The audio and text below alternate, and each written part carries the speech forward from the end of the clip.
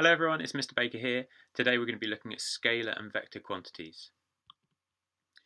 So you're going to be able to list some different types of scalars and vectors today and see some diagrams, and then we're going to start to add these different things up. So we're going to basically look at what is a vector, what is a scalar, what's the difference, and then hopefully you'll be able to name some examples of them. So we said we're going to be looking at scalar and vector quantities. And a quantity, a physical quantity, so something like speed or force, is basically something that's got a magnitude and a unit. So speed, which would be like 10 meters per second, or force, which would be like 1 Newton. Okay, so that's the size 1, and then the unit, which would be Newton. And we can have different types of these quantities. We can have scalars. Scalars don't need a direction, and so examples of scalars would be distance, or speed, or mass, or work, or energy. Vectors, they have got a size and they have to have a direction as well. So vector examples might be displacement, velocity, acceleration, or force. Okay, so one of the things we said that you need to be able to do is just give some examples of either of those. So these are the kinds of examples that you should be able to just have to hand. If you're asked what is an example of one of these things, here's some examples. So we've said that a scalar basically has a size. So something like energy, it's maybe like 20 joules. But a vector has got to have a size and a direction. So we might be talking about a displacement. So a scalar might be something like distance. So we can say that we're going 50 meters. But a vector would be a direction as well. So it would be a distance in a certain direction. So displacement would be the vector, which is very similar to distance. And we could say we've gone 50 meters to the east, and that would be our displacement. And we could represent that by drawing an arrow. The size of the arrow would be a scale drawing to represent 50. So let's say that this was 5 centimeters or 50 centimeters long. And then we could have a scale to represent that every centimeter is a certain number of meters. And then the direction is shown is going towards the right here, so that is east, isn't it? Or we might have one that's going a slightly different direction. So here we've got one that's going 25 meters, 45 degrees north of east. So this line here is east and up is north. Then 45 degrees north of east would mean that we basically measure 45 degrees from east, and we've got a line and arrow that's going in that direction. And again, we would draw something that is a scale, maybe 2.5 centimeters, and then we could say that each centimeter represents a certain number of meters. Okay, so that's how we would represent a vector. We're representing a vector by drawing an arrow in the direction that the vector is traveling in.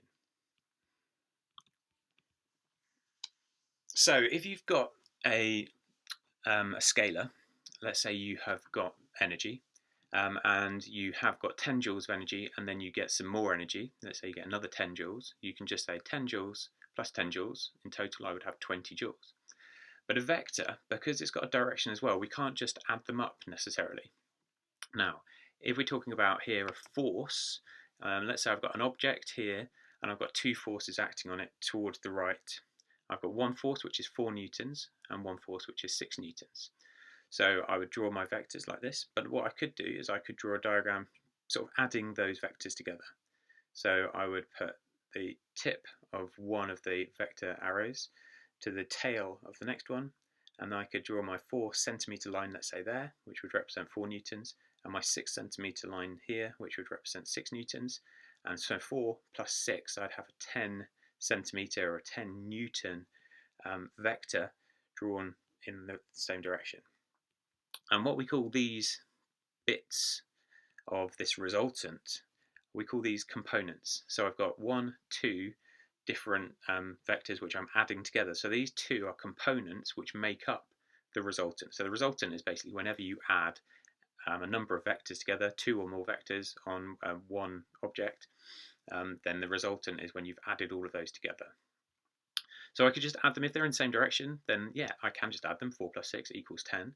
But let's say that these vectors are going in opposite directions. So this one is going 6 newtons towards the right, but this one is going 4 newtons to the left.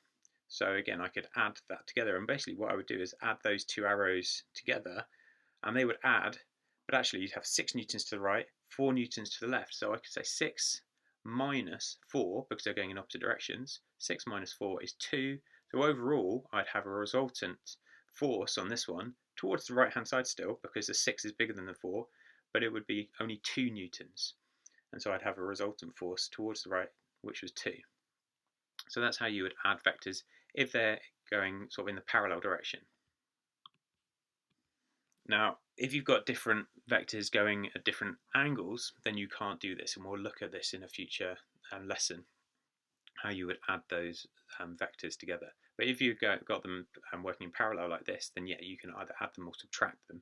If they're going in the same direction, you add them. If they're going in opposite directions, you would subtract one from the other. So that's basically it for this lesson. So what I'd like you to do is just have a little think about these questions here. So which of these are scalar and which are vectors? And then what is the difference between them? So these ones here, mass, force, speed, velocity, work, displacement. Just pause the video, see if you can put them in 2 different groups, see if you can put the scalars in one group and the vectors in the other group, and then see if you can describe what the difference between those are. Okay, so just pause it now.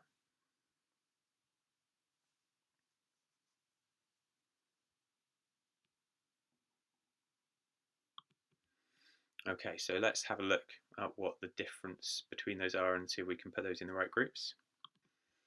Okay, so our vectors in that those examples were force, velocity, and displacement, and our scalars were mass, speed, and work.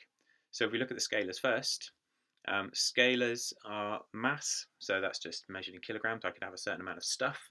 Speed, which is going a certain distance in a certain amount of time, and work, which is another way of saying the energy transferred, how much energy I move from one place to another. My vectors, my force, I've got to be pushing or pulling in a certain direction. Velocity is speed, but velocity is a speed in a certain direction, and displacement is a distance in a certain direction as well. So the big difference then between scalars and vectors is scalars have got they are a quantity, so they've got a size and they've got a unit, but they don't have a direction. Vectors have got a size and a direction, and that's your big difference. Okay, so this is what we've done today. We've looked at all of these things. So thanks very much, and I'll see you next time.